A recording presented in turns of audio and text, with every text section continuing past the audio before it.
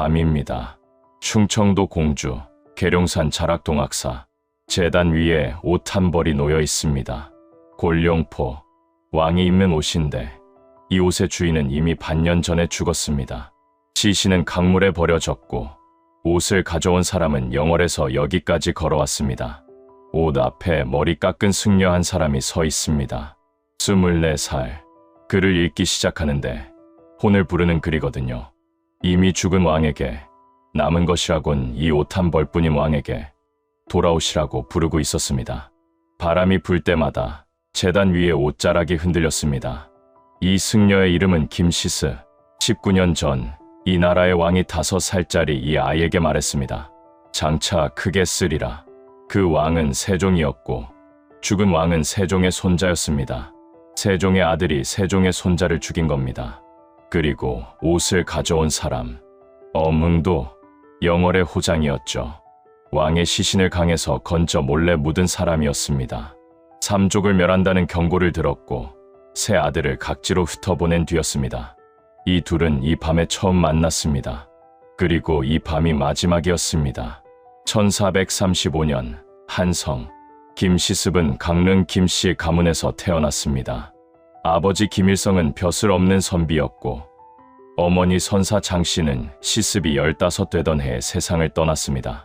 이름을 지은 건 외할아버지였거든요. 외할아버지가 때때로 익힌다는 뜻으로 시습이라 지었습니다. 생후 8달에 최치훈이라는 사람이 곁에서 글을 읽었는데 이 아이가 그 문장을 따라 읽었다는 기록이 남아 있습니다. 3살이 되자 스스로 시를 지었고 5살에는 이웃 사이에서 신동이라 불렸습니다. 소문은 빠르게 퍼졌던 겁니다. 그 소문이 정승 허조의 귀에까지 닿았습니다. 직접 아이를 불러 시를 짓게 했는데 5살짜리가 붓을 잡고 이렇게 썼거든요. 늙은 나무에 꽃이 피었으니 마음은 늙지 않았다. 허조는 이 시를 들고 궁으로 향했습니다. 허조는 세종에게 이 일을 보고했습니다. 세종은 승정원을 통해 아이를 궁으로 불렀고 시험관은 박이창이었죠. 세종은 직접 보지 않았습니다. 시험 결과만 보고받았고 그것으로 충분했던 것이었습니다. 그리고 한마디를 덧붙였습니다. 장차 크게 쓰리라. 이 아이를 어딘가에 쓰겠다는 약속이었거든요. 5살짜리에게 왕이 직접 미래를 약속한 겁니다. 5살은 이 말의 무게를 몰랐을 겁니다. 왕이 왜 비단을 내렸는지, 그 말이 무슨 뜻인지 이해하기엔 너무 어렵거든요. 다만 이 나라에서 가장 높은 사람이 자기 이름을 알고 있다는 사실, 그것만은 느꼈을 겁니다. 김시습은 13살까지 유학을 공부했습니다. 스승은 김반, 윤상, 성균관 유생들 사이에서도 이름이 알려졌고 과거 응시를 준비하던 중이었습니다. 세종의 약속이 실현될 길이 열리기 시작했습니다. 15세 어머니를 여의었고 3년 심효살이를 마치기도 전에 외할머니마저 세상을 떠났습니다. 김시습은 간병과 상을 거듭 치르느라 공부를 중단했죠. 과거 준비는 멈췄지만 세종은 아직 살아있었습니다. 약속을 건넨 사람이 살아있는 한 길은 남아있었거든요. 1450년 세종이 죽었습니다. 김시습은 16이었죠. 약속을 건넨 사람이 먼저 떠난 겁니다. 세종의 아들 문종이 왕위를 이었고 문종의 아들 단종이 그 뒤를 이을 예정이었습니다. 1452년 문종이 재위 2년 만에 죽었습니다. 단종이 12살에 왕위에 올랐죠. 세종이 남긴 나라는 어린 손자에게 넘어간 겁니다. 손자 곁에는 세종이 직접 남긴 고명 대신 김종서와 황보인이 있었습니다. 두 사람은 세종이 남긴 마지막 울타리였습니다. 그리고 세종의 둘째 아들 수양대군이 있었습니다. 세종에게는 아들이 18명이었는데 그중 야심이 가장 컸던 사람이거든요. 문종이 살아있을 때부터 권력 기반을 다지고 있었고 단종이 즉위하자 그 속도는 더 빨라졌습니다. 1453년 음력 10월 10일 계유정난, 김종서, 황보인이 살해당했습니다. 조정의 대신들이 하룻밤 사이에 제거되었죠. 수양대군은 스스로 영의정에 올랐습니다. 단종은 12살이었고 아무것도 할 수 없었습니다. 김시습은 이 소식을 삼각산 중흥사에서 들었습니다. 과거를 준비하고 있었거든요. 소식을 들은 뒤 읽고 있던 책을 모두 불태웠습니다. 세종이 약속한 나라가 더 이상 존재하지 않는다고 판단한 것이었을까요? 2년을 더 버텼습니다. 그러나 1455년 수양대군이 단종의 왕위를 빼앗고 세조가 되자 머리를 깎았습니다. 21살, 과거를 포기하고 이름을 버리고 승려가 되었죠. 법명은 설잠이었습니다. 세종이 약속한 자리에 스스로 가지 않겠다고 선언한 겁니다. 왕이 된 세조는 거기서 멈추지 않았습니다. 단종을 상왕으로 올려놓았지만 그것은 형식이었을 뿐 실권은 단 하나도 남겨두지 않았습니다. 세종의 아들이 세종의 손자에게서 왕위를 빼앗은 겁니다. 왕이 왕을 만든 것이 아니라 왕이 왕을 쓰러뜨렸습니다. 1456년 6월 사육신 사건, 성삼문, 박팽년, 하의지, 이계, 유성원, 유응부, 단종 보기를 꾀하다 발각되어 전원 처형당했습니다. 거열형이었죠. 시신은 거리에 방치되었고 거두는 자도 처벌한다는 명이 내려진 상태였습니다. 김시습은 밤중에 움직였습니다. 사육신의 시신을 수습하여 바랑에 담았고 한강을 건너 노량진 언덕에 안매장했습니다. 승려의 몸이었죠. 야간에 시신을 옮기는 것은 승려의 장례 업무로 위장할 수 있었거든요. 시신을 묻은 뒤 김시습은 계룡산 동학사로 갔습니다. 이 절에는 사문각이 있었는데 고려 충신 정몽주 2세 길제의 위패를 모신 곳이었죠. 김시습은 사문각 옆에 단을 쌓고 사육신의 초혼제를 지냈습니다. 1457년 가을 세조가 속리산 행차 중 동학사에 들렀습니다. 초혼단을 보았죠. 세조는 8폭 비단의 원적이라 쓰고 계유정난 때 처형된 100여 명의 이름을 적어주었습니다. 원통하게 죽은 자들의 명부였던 겁니다. 세조는 왜 허락했을까요? 당시 도성 안팎에서 단종의 혼을 부르는 의식이 퍼지고 있었습니다. 세조실록에 이런 기록이 남아있거든요. 길거리에서 떡과 과일을 베풀고 승도를 맞이하여 죽은 혼을 소리쳐 부른다. 금지한다고 사라질 일이 아니잖아요. 세조는 김시습을 불렀습니다. 벼슬을 주겠다고 했죠. 김시습은 응하지 않았습니다. 세종이 약속한 사람을 세종의 아들은 끝내 데려오지 못한 겁니다. 여기서 이야기는 시간을 조금 되돌립니다. 1457년 6월 단종은 노상군으로 강봉되어 강원도 영월 청령포로 유배되었습니다. 17 왕이었던 사람이 죄인의 신분으로 산골에 내려온 겁니다. 영월은 한양에서 300리가 넘는 거리였습니다. 청령포, 삼면이 강이고 한면이 절벽인 곳이었습니다. 나룻배 없이는 나갈 수 없었습니다. 단종은 이곳에서 혼자 지냈습니다. 곁에 시중드는 사람도 거의 없었고 한양에서 오는 소식도 끊긴 상태였거든요. 어느 날 밤 단종이 꿈을 꾸었습니다. 사육신이 나타나 살아있을 때처럼 억울한 사정을 하소연했던 거죠. 단종은 꿈에서 깨어나 울었습니다. 산마루까지 들릴 만큼 큰 소리였고 강 건너편에서도 누군가 그 소리를 들었던 겁니다. 엄흥도 영월의 호장이었습니다. 호장은 지방 행정을 돕는 아전의 우두머리입니다. 양반이 아닙니다. 과거를 볼 수 없고 실록에 이름이 오를 일도 없는 사람이었습니다. 그런 사람이 강 건너편에서 울음소리를 들은 건데요. 저가 만류했습니다. 당신은 왕의 녹을 받는 사람이 아니니 가야 할 의리가 없다. 엄흥도가 대답했습니다. 의리는 사람이라면 모두 취할 수 있는 것이다. 거기다 영월 사람만 군주의 녹을 받지 않았단 말인가. 관리도 아닌 사람이잖아요. 그런 사람이 위험을 감수하겠다고 나선 것이었습니다. 엄흥도는 나무 토막을 타고 강을 건넜습니다. 단종 앞에 엎드렸죠. 누구인가? 영월군의 호장 엄흥도입니다.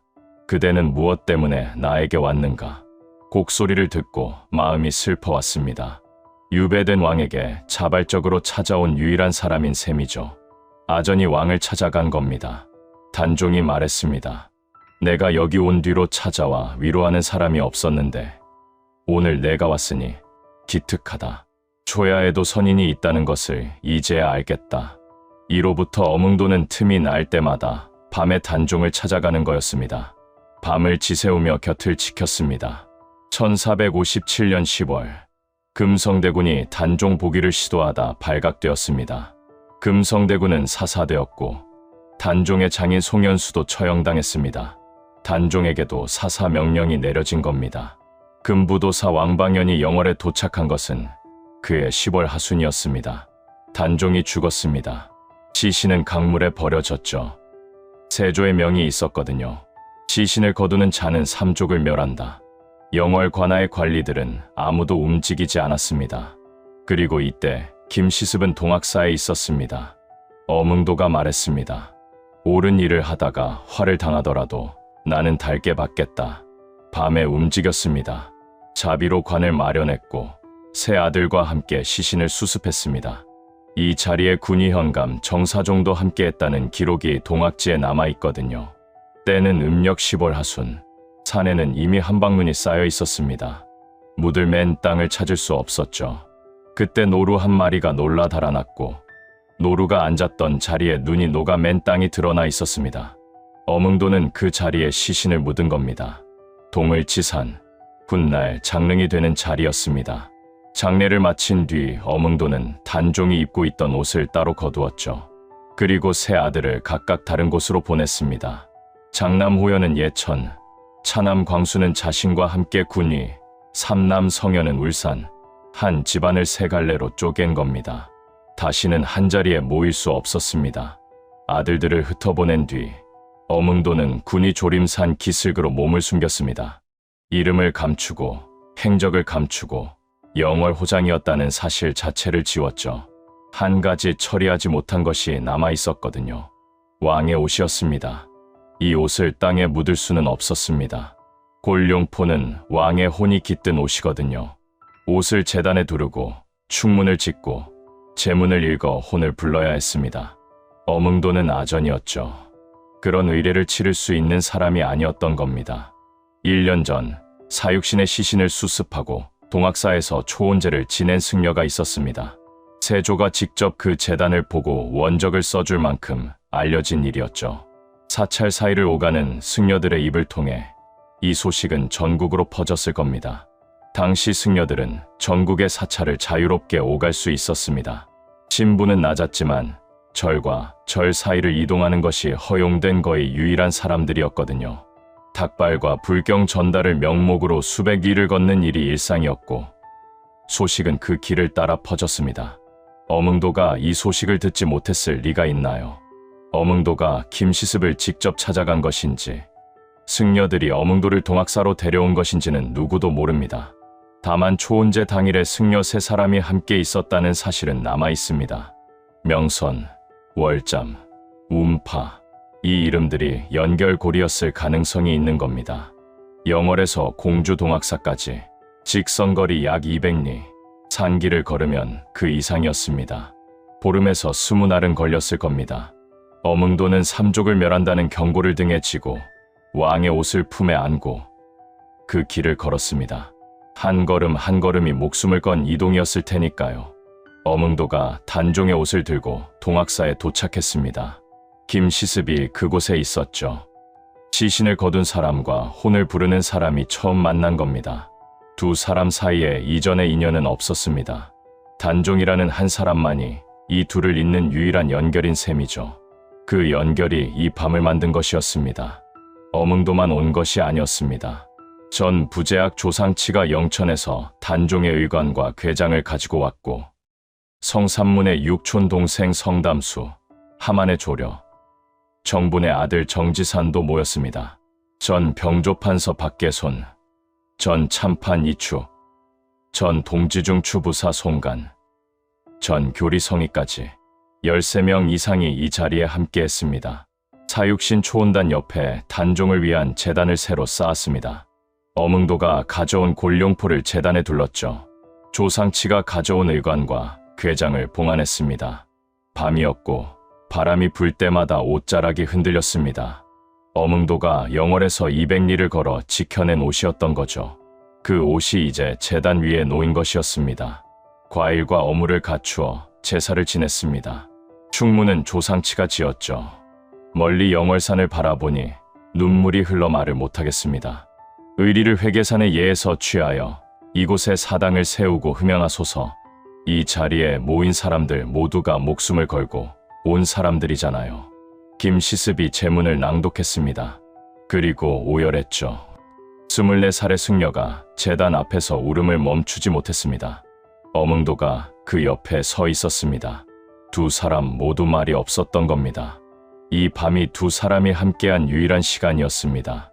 그 전에는 서로의 얼굴도 모르는 사이였고 이 밤이 지나면 다시 만날 수 없었습니다. 시신을 거둔 사람과 혼을 부른 사람은 단종이라는 한 사람을 사이에 두고 이 밤 한번 마주 앉았죠. 그것이 전부인 거였습니다. 제사가 끝났습니다. 날이 밝으면 각자 떠나야 했죠. 이 자리에 모인 사람들은 모두 세조의 감시를 피해온 사람들이잖아요. 한 곳에 오래 머물 수 없었습니다. 조상치가 영천으로 돌아가기 전에 김시습에게 시를 남겼습니다. 새 울고 꽃 지고 봄이 저무는 때 무한한 충정을 풀이패나 적어보내. 이별에 임하여 손 마주 잡고 말을 잊었다. 구름 따라 물 따라 동으로 서로 가야 하기에 그 밤에 있었던 사람들의 상태를 보여주는 유일한 기록입니다. 김시습이 답시를 주었습니다. 만리 청산의 해 저물 때 반달이 선방의 울타리를 비추네. 오 골짜기에 송백이 삼삼하게 늘어선 곳 찬 샘을 움켜 마시려다 머뭇거리네. 마시려다 머뭇거린 겁니다. 떠나려다 떠나지 못하는 마음이었던 걸까요? 손 마주 잡고 말을 잊었다. 이 한 줄이 그 밤의 전부입니다. 무슨 대화를 나누었는지, 어몽도가 김시습에게 무슨 말을 건넸는지, 김시습이 어몽도에게 무엇을 물었는지, 남아있는 것은 손을 잡았다는 것, 그리고 말을 잊었다는 것뿐입니다. 김시습은 관서로 떠났습니다. 조상치는 영천으로 돌아갔죠. 어몽도는 종적을 감추었습니다. 군이 조림산 기슬, 가지골이라는 마을로 숨어들었고 그 뒤로 세상에 다시 모습을 드러내지 않은 겁니다. 김시습은 걸었습니다. 관동, 관서, 호남, 영남, 절에 머물다 떠나고 산에 머물다 내려오고 때때로 술을 마셨고 거리에서 미친 사람처럼 행동했습니다. 스스로를 미친 사람이라 불렀죠. 한 곳에 머무는 것이 두려웠던 것이었나요? 1471년 경주 금오산 용장사 37 떠돌기만 하던 사람이 처음으로 한 곳에 머물렀습니다. 한 권의 책을 쓰기 시작했죠. 금오신화, 산 사람과 죽은 사람이 대화하는 이야기였습니다. 13년 전 그 밤 죽은 왕에게 말을 건넸던 사람이 이번에는 죽은 자들의 이야기를 지은 겁니다. 그리고 이 원고를 절벽 속에 넣었습니다. 세상에 내놓지 않았죠. 누구에게 보여주지도 필사를 허락하지도 않았거든요. 이 원고는 김시습이 죽은 뒤에야 벽에서 발견되었고 조선 최초의 한문 소설로 기록된 것이었습니다. 어몽도 군이 조림산 기슬, 가지골이라 불리는 마을에 숨어 살았습니다. 이 이름에는 가짜라는 뜻이 담겨 있었죠. 이름을 감추고 행적을 감추고 존재 자체를 감춘 채 차남 광순과 함께 지냈습니다. 군이 엄씨 족보에 따르면 1474년 71세의 나이로 세상을 떠났습니다. 장남 호연은 예천을 거쳐 문경 내와리에 정착했습니다. 단종의 영정을 모시고 매일 문안을 드렸죠. 금천 강변에 망월정이라는 정자를 지었는데 달을 바라본다는 뜻이 아니거든요. 영월의 월을 바라본다는 뜻이었습니다. 어몽도의 후손들은 족보를 불태웠습니다.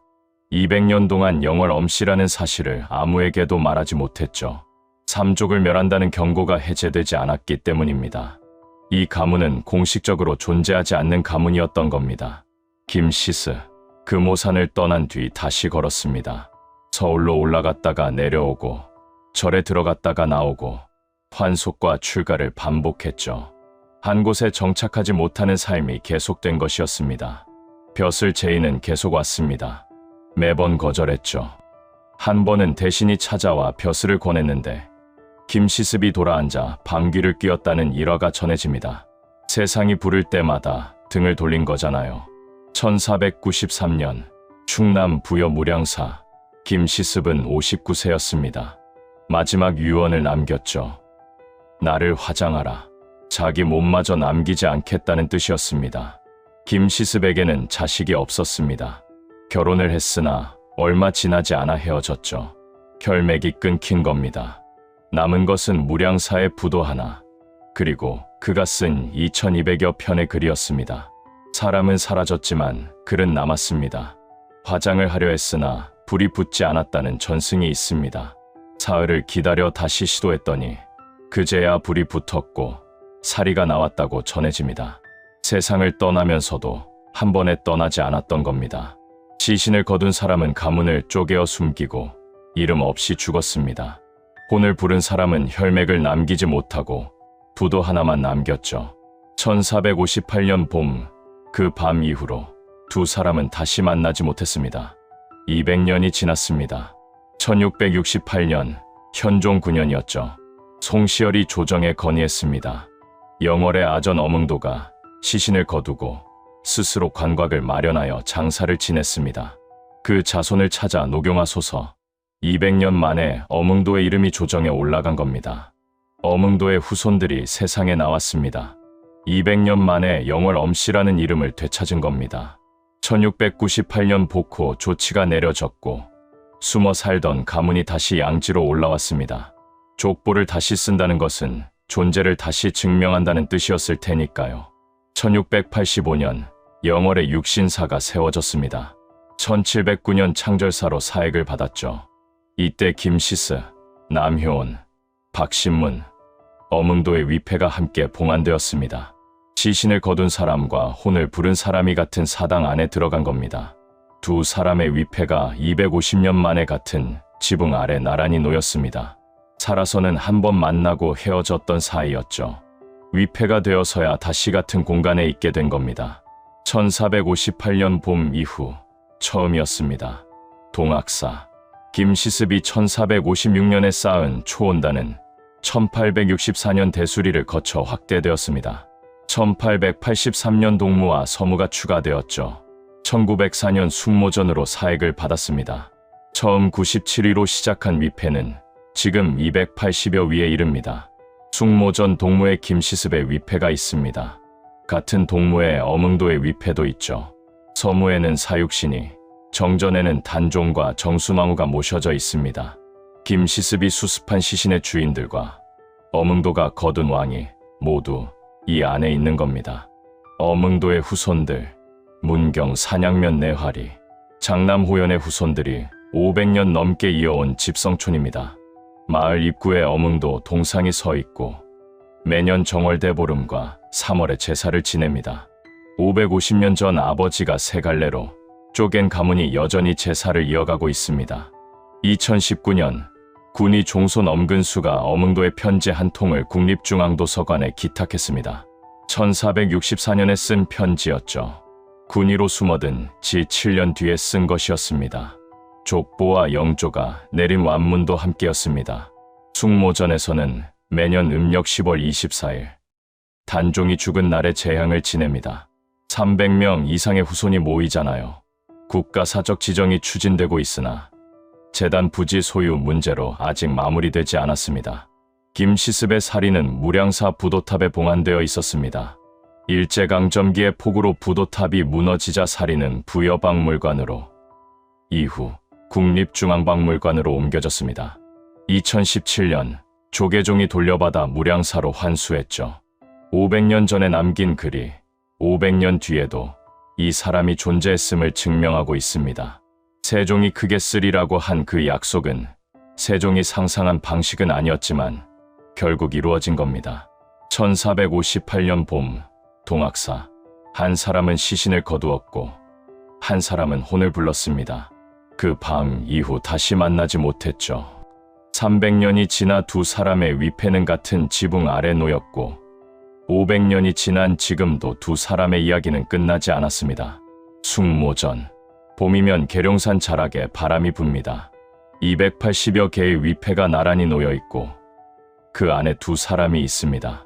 둘 다 아무것도 돌려받지 못했습니다. 조상치의 시가 남아 있습니다. 이별에 임하여 손 마주 잡고 말을 잊었다. 568년 전 그 밤, 동학사에서 손을 마주 잡았던 사람들은 그렇게 헤어졌습니다. 한 사람은 이름을 감추고 한 사람은 이름을 버렸죠. 그리고 지금 두 사람의 이름은 같은 지붕 아래 나란히 적혀 있습니다. 오늘 영상은 여기까지입니다. 오늘 영상도 유익하셨다면 좋아요, 구독 부탁드립니다. 감사합니다.